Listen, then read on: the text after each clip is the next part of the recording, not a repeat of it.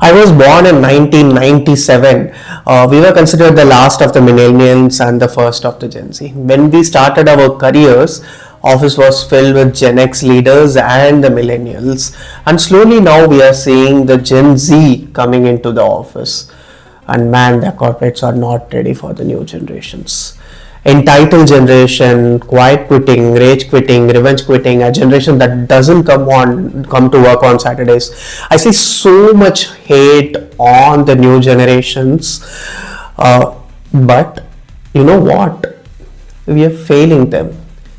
We are failing to listen to what the new generation says and why they do certain things in the way that they do.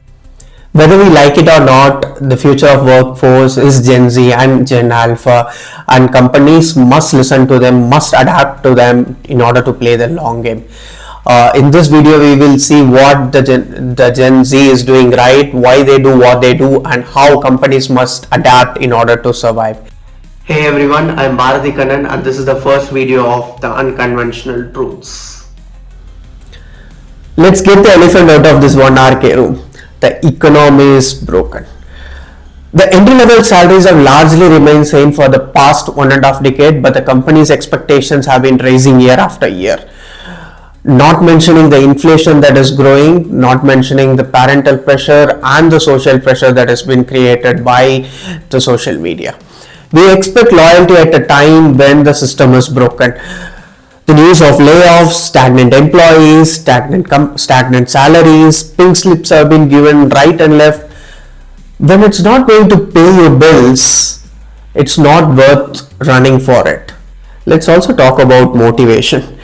For the previous generation, the motivation was a bigger cabin, fancy laptop, and a fancy title such as strategic pre-sales senior manager, apart from stability and the paycheck that the job had offered. But for the new generation, anyway, there is no stability and the paycheck. And they see through the fluff what this fancy titles or the fancy corporate ladder has been giving. This is why the motivation for the previous generation and the Gen Z is different. Gen Z only values one thing, which is the purpose. This is exactly where the companies must evolve and adapt. They do not want a long corporate ladder with a promotion every year. They hate designation-based office structure and would rather prefer a flat hierarchy with open office structure.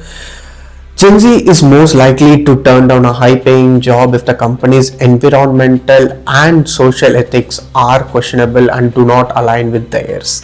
Companies hiring Gen Z must articulate what they stand for and how they are adding value to the world and how their work will impact the company.